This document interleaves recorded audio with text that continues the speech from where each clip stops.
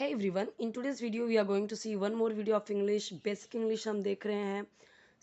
आज हमें देखना है यहाँ से आपने लास्ट वीडियो में ये सारी चीज़ें आप देख चुके थे और ये सारी चीज़ें हम देख चुके हैं. चैप्टर नंबर 15 चल रहा है बेसिक इंग्लिश वाले में. ये वाला बुक जब से मैंने स्टार्ट किया है तो यहाँ पे मैंने बहुत सारे रूल्स, बहुत सारे ग्रामर के और बहुत सारे रूल्स सिखाए थे, मैंने आपको समझाए थे. वही सारे रूल्स अभी भी हम देखने वाले हैं.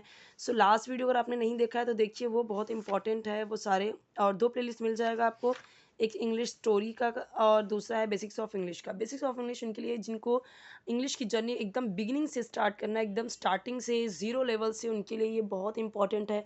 क्योंकि यहाँ पे हम बहुत ही ईज़ी सेंटेंसेस एंड किस तरीके से सेंटेंस फॉर्म किया जाए, किस तरीके से सेंटेंस के स्ट्रक्चर बनाने चाहिए, और बहुत ही इजी वर्ड्स देखने वाले हैं. और ज़्यादा यहाँ पे ग्रामर के हार्ड रूल्स नहीं है.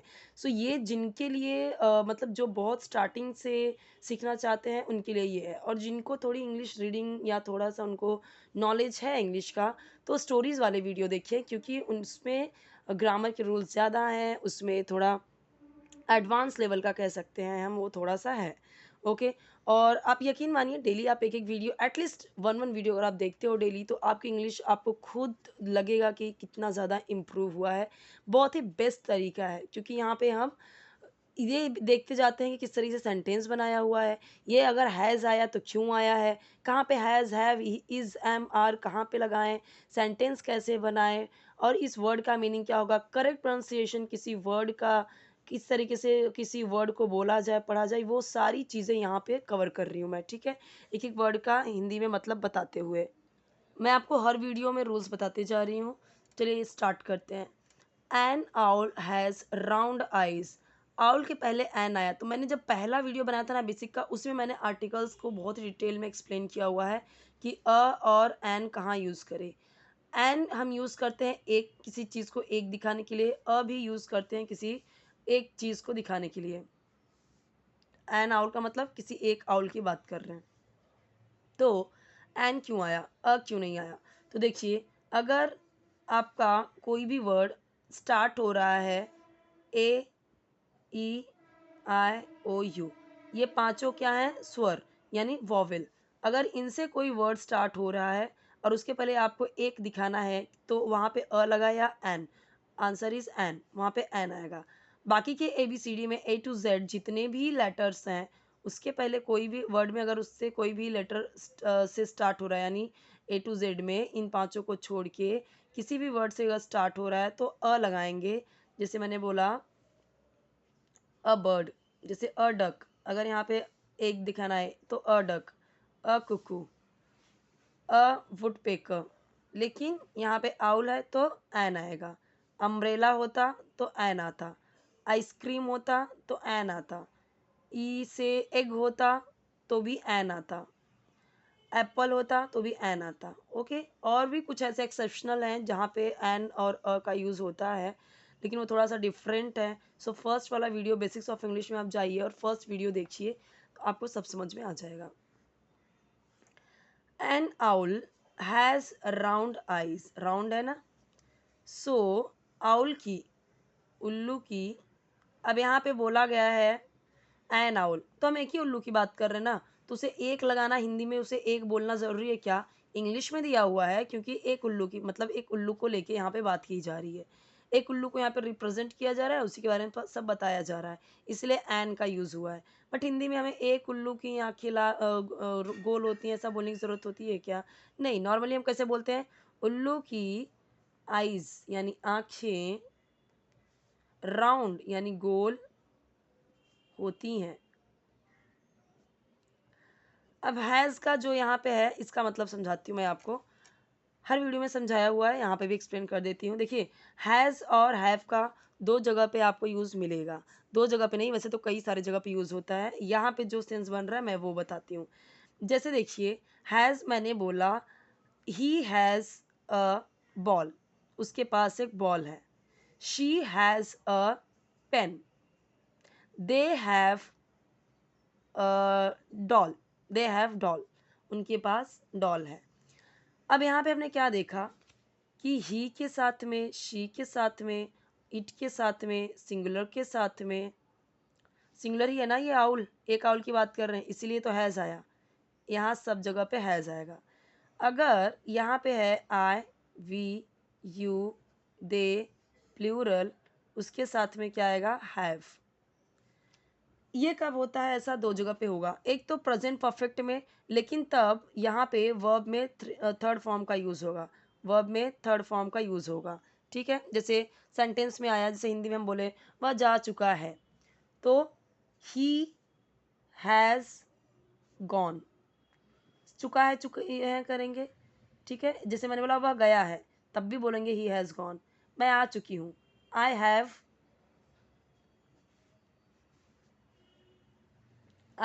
कम। तो यहाँ पे गॉन देखा, तो गो, वेंट, गॉन थर्ड फॉर्म हुआ, कम, केम, कम थर्ड फॉर्म हुआ। ठीक है, एक तो ये ऐसे जगह पे यूज़ होता है, और एक मैंने कैसे बताया कि उसके पास ये है, मेरे पास ये है। जैसे मैंने बोला इसके दो पैर हैं, इसके दो पैर हैं, या इसके दो पैर होते हैं, या इसके पास दो पैर हैं, तब हम क्या यूज़ करेंगे, इट हैज़ टू लेग्स, यही करेंगे। मैंने बोला मेरे पास 6 पेन है, आई हैव 6 पेन्स, है ना। आई होप कि आपको समझ में आया होगा ये हैज़ हैव का यूज़। जब कोई पोजेशन दिखा रहे हैं कि उसके पास ये चीज़ें हैं, तो हम भले से ये बोले ना बोले, जैसे पास है, रखता है, होता है, वहाँ पे हैज़ हैव का यूज़ होगा। और कहाँ पे हैज़ हैव आएगा, वही जो मैंने आपको अभी रूल बताया, ही, शी, इट सिंगुलर के साथ में हैज़, और आई, वी, यू, दे के साथ में हैव। वर्ब का थर्ड फॉर्म कब आएगा, जब वर्ब होगा। कब, जब वो प्रेजेंट परफेक्ट होगा, चुका, चुके, चुकी, आया, लिया, दिया, किया, इस तरीके से अगर हिंदी में सेंटेंस खत्म हुआ, लास्ट में आया, दिया, किया, चुका है, चुके हैं, ये सारे आए, तब वर्ब में थर्ड फॉर्म लगेगा। वो भी मैंने बहुत सारे वीडियोस में समझाए हैं। जितने भी रूल्स होते हैं मैंने हर वीडियो में मैंने समझा दिया हुआ है। आप सारे वीडियोस देखोगे तो हर वीडियो में आपको कुछ ना कुछ नया देखने को मिलेगा, और सारी चीज़ें आप इसी तरीके से सीखते जाओगे। इट फ्लाइज बाय नाइट, यह मैंने आपको बताया है, इट बर्ड्स, एनिमल्स, इंसेक्ट्स, उन सब के लिए यूज़ होता है। फ्लाई होता है जब उसे प्लूरल बनाए, प्लूरल नहीं, दैट मीन्स कि उसे जब उसका एस या ई एस ऐड करेंगे तो आई ई एस हो जाता है। ठीक है, या जब प्लूरल बनाएंगे, या फिर अभी ये क्या है, सब्जेक्ट है, ये वर्ब है। इट फ्लाइज, यह उड़ता है। कौन सा टेंस हुआ, हर वीडियो में बताया हुआ है कि जब ही, शी, इट सिंगुलर हो, उसके तुरंत बाद वर्ब हो, तो वहाँ पे एस आई एस ऐड होगा। आई, वी, यू, दे हो, और यहाँ पे वर्ब आया डायरेक्ट, तो उसमें एस आई एस ऐड नहीं करेंगे। हर वीडियो में ये चीज़ें बताई हुई हैं। यहाँ पे देखिए, ये होता है प्रेजेंट इंडिफरेंट टेंस, जहाँ पे सब्जेक्ट के तुरंत बाद वर्ब आता है। ही, शी, इट सिंगुलर के साथ में वर्ब में एस आई एस ऐड होगा। आई, वी, यू, दे प्लूरल के साथ में वर्ब में एस आई एस ऐड नहीं होगा।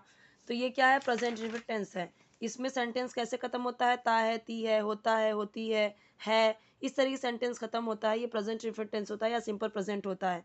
तो उसमें सब्जेक्ट के बाद तुरंत वर्ब आता है। वर्ब में कहीं कहीं पे आपको एस या ई एस दिखेगा, कहीं कहीं पे नहीं दिखेगा। कहाँ पे दिखेगा, जहाँ पे ही, शी, इट सिंगुलर होगा, वहाँ पे वर्ब में एस आई एस ऐड होगा। आई, वी, यू, दे सब्जेक्ट रहेगा, तो वर्ब में एस आई एस ऐड नहीं होगा। ये कुछ रूल्स हैं जो आपको ध्यान देने हैं। मैंने बोला मैं पढ़ाती हूँ, आई टीच, क्यों, क्योंकि आई आया इसलिए टीचर्स नहीं आया।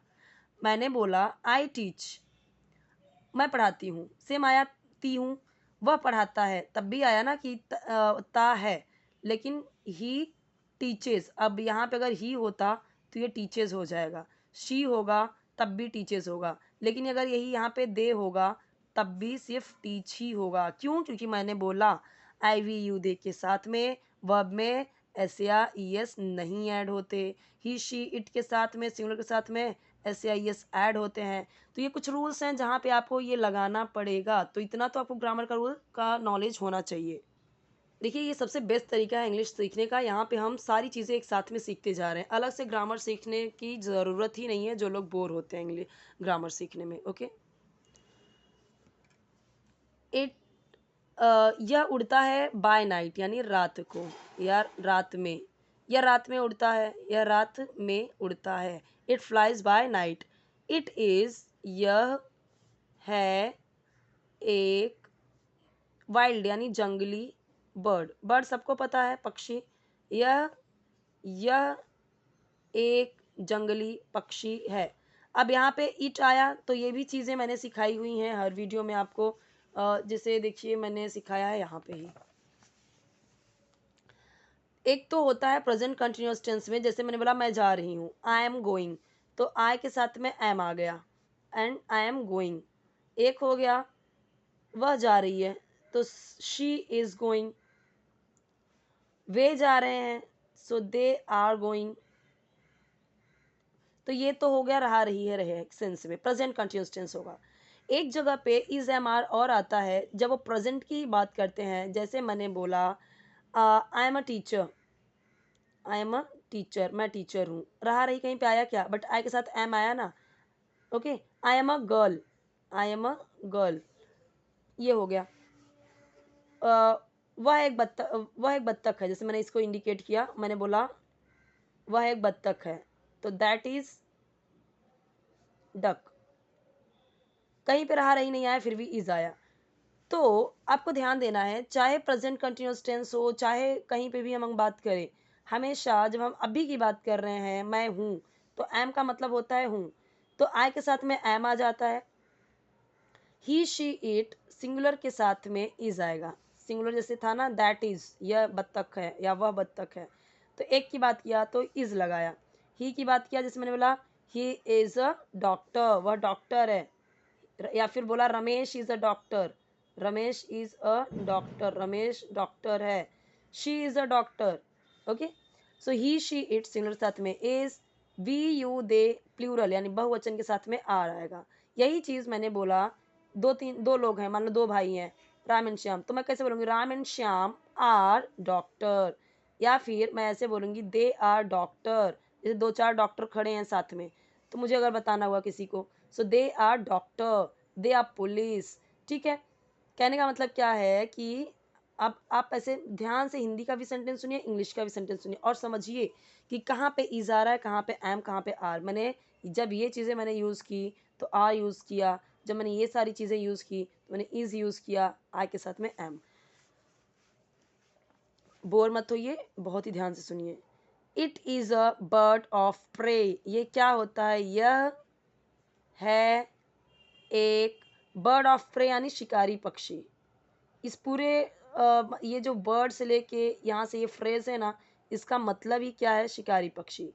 यह एक शिकारी पक्षी होता है, या फिर यह एक शिकारी पक्षी है, इज आया है ना, तो इस तरीके से आपको हिंदी में ऐसे ही होगा, यह एक शिकारी पक्षी है, यह एक शिकारी पक्षी होता है। द हुटिंग, इसको इस आवाज़ जो इसकी होती है ना, गुटर गूं, मतलब गूं कुछ हूँ हूँ करके जो बोलता है, उसको इंग्लिश में बोलते हैं हुटिंग। जैसे इसकी आवाज़ को क्या बोलते हैं, क्वैक, कि बत्तख की तरह क्वैक क्वैक कर रहे हैं, तो ये इंग्लिश में क्वैक होता है, हिंदी में हम बोलते हैं कुड़कुड़ाता है। ओके, और इसको इसकी आवाज़, इसकी साउंड को इंग्लिश में बोलते हैं हुटिंग। सो द हुटिंग यानी आवाज़, इसकी आवाज़ की बात कर रहे हैं। द हुटिंग ऑफ एन, एक उल्लू की, फियरसम यानी डरावनी, इज यानी है या होती है। सो the hooting of an owl, owl की हुटिंग बहुत डरावनी होती है, या ऐसे बोलेंगे आउल की हुटिंग। अब मैं तो उसे हुटिंग ही बोलूंगी क्योंकि इंग्लिश में उसे हुटिंग ही बोलते हैं उसकी आवाज़ को, लेकिन आप आवाज़ बोल सकते हो ये समझने के लिए कि हुटिंग यानी आवाज़ होती है। The hooting of an owl is fearsome, fearsome यानी डरावनी, so the hooting of an owl is fearsome.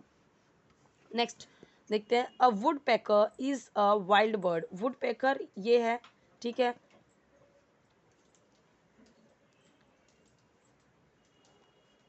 यहाँ पे देखिए मैंने आपको बताया था कि जब यहाँ पे आउल आया था तो एन यूज हुआ था, यहाँ पे देखिए डब्ल्यू कॉन्सोनेंट है, क्योंकि सिर्फ वॉवेल कितने हैं, सिर्फ 5 हैं, ए ई आई ओ यू, यहाँ पे आपका ये क्या हो गया, कॉन्सोनेंट, इसलिए अ आया।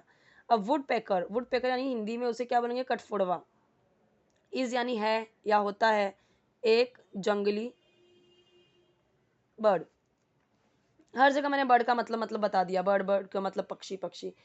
बार बार इसे हिंदी में बोलने की ज़रूरत है क्या, हम बच्चों को हर बार जब छोटे बच्चों को पढ़ाते हैं तो हर चीज़ का हिंदी में मतलब बता के नहीं पढ़ाते इंग्लिश मीडियम के बच्चों को। मैं आपको वही तरीका बोल रही हूँ करने के लिए, आपको भी, कि आपको जब पता चल गया कि इसका मतलब यही होता है, सो बार बार उस चीज़ को हिंदी में बोलने की ज़रूरत नहीं है, हिंदी में बहुत अच्छे से आती है, आपको उसे इंग्लिश में यूज़ करना है क्योंकि आपको आपकी इंग्लिश इंप्रूव करनी है, right. It has a sharp strong and pointed बिक, इसकी हैज़ यानी होती हैं। अब बोलेंगे क्या कि इसकी पास हैं, नहीं ना। तो इसकी होती हैं शार्प यानी तेज, तेज, स्ट्रॉन्ग मजबूत, और एंड यानी और, पॉइंटेड, पॉइंटेड यानी ये जो ऐसे है ना पॉइंटेड। अभी ये क्या है, पॉइंटेड है ना, तो पॉइंटेड यानी नुकीली, बिक यानी चोंच। It has a sharp strong and pointed बिक। इतना आपको समझ में आ गया। इंग्लिश में अगर मैं बोलूँ तो यहाँ पे आपने समझ लिया तेज, स्ट्रॉन्ग यानी मजबूत, पॉइंटेड यानी नुकीली, बिक यानी चोंच। अब अगर कोई आपको बोले it has a sharp strong and pointed बिक, समझ में आ गया ना कि ये उसके चोंच के बारे में बात कर रहा है, जो तेज है, स्ट्रॉन्ग है और पॉइंटेड है, नुकीली है। अब आपको बार बार इसके हिंदी में मतलब जानने की जरूरत नहीं है। शार्प यानी तेज, आप दिमाग में रख लो ये। स्ट्रॉन्ग यानी सबको पता है। पॉइंटेड यानी नुकीली है, जो चीज़ ऐसे पॉइंटेड होती है, ये यही पॉइंटेड है, ये पॉइंटेड इसको बोलते हैं। अब उसे हिंदी में हम नुकीली बोल देते हैं, इंग्लिश में वो पॉइंटेड है। इट पेक्स, पेक्स का मतलब होता है चोंच मारना, इस तरीके से।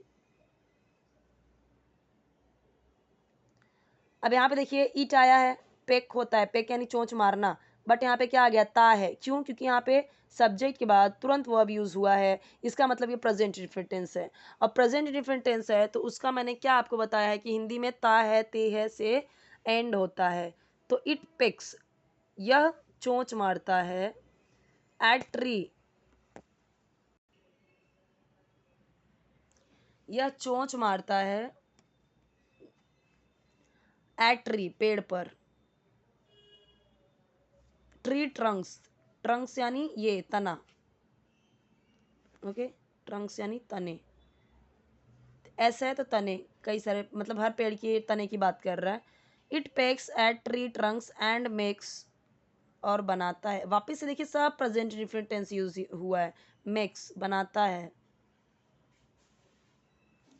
होल्स, होल्स यानी ये ऐसे होल्स बनाते हैं।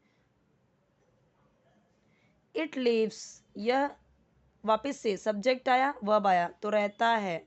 लिव यानी रहना, एस आया है रहता है, सब्जेक्ट के बाद तुरंत वर्ब यानी प्रेजेंट डिफरेंट टेंस है। कैसे हिंदी में सेंटेंस खत्म होगा, ताहती है, तो इट लिव्स, यह रहता है। ऑन यानी पर, स्मॉल यानी छोटे, इंसेक्ट्स यानी कीड़े मकोड़ों पर, अंडर यानी नीचे या अंदर, द बाक, बाक यानी छाल, छाल होता है जो पेड़ का, ऑफ लार्ज, लार्ज यानी बड़े, ट्रीज, ट्रीज यानी पेड़ों पर या पेड़ों की बात कर रहे हैं। It lives on small insects, अब इसका मतलब क्या है, ये छोटे इंसेक्ट पे निर्भर करता है।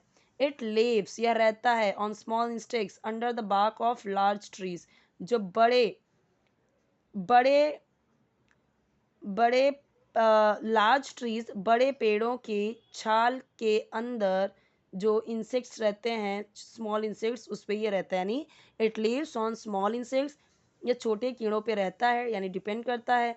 Under the bark of large tree, जो बड़े पेड़ों के छालों के नीचे होते हैं, छोटे छोटे इंसेक्ट्स, उन पे ये रहता है, यानी उस पर डिपेंड करता है, यानी वही खाता है। It has a very long and sticky tongue, इसकी होती हैं, इट हैज़ का मतलब मैंने आपको समझा दिया ना कि पोजेशन दिखा रहा है कि इसके पास है, इसकी है। इसकी होती हैं अ वेरी लॉन्ग, एक बड़ी सी, एक लंबी, एक बहुत लंबी, वेरी का मतलब बहुत, बहुत लंबी, और चिपचिपी, स्टिकी यानी चिपचिपी। कोई चीज़ इस तरीके से रहता है ना जो चिपचिपा रहता है तो हम बोलते हैं बहुत स्टिकी है, स्टिकी टंग, जीभ। इसकी एक बड़ी और चिपचिपी जीभ होती है, इसकी जीभ बड़ी और लंबी और चिपचिपी होती है, इसकी जीभ लंबी और चिपचिपी होती है। It has a very long and sticky tongue. Okay, I hope कि आपको ये समझ में आया होगा, आपके लिए हेल्पफुल होगा। सो आप इसे पूरा देखिए, एक एक वर्ड का मतलब समझिए, इम्पॉर्टेंट है, और इस तरीके से आप भी सेंटेंसेस बनाइए। जैसे अब यहाँ पे ईट है, he she and I we you they, ये सब मतलब सारे सब्जेक्ट चेंज कर करके उसके अकॉर्डिंग फिर वर्ब भी चेंज होगा, और यहाँ पे ऑब्जेक्ट भी चेंज कीजिए, सेंटेंस अलग अलग बनाइए, ठीक है। और ज़्यादा से ज़्यादा प्रैक्टिस कीजिए बोलने की, और सुनते जाइए। आप सोते हुए सुनोगे ना, तब भी आपको काफ़ी ये हेल्पफुल होगा। वैसे आप देखोगे, समझोगे एक एक वर्ड तो ज़्यादा बेटर होगा, लेकिन अगर आप सुनते भी हो तो एक एक वर्ड का मतलब आपको यहाँ पे समझ में आएगा।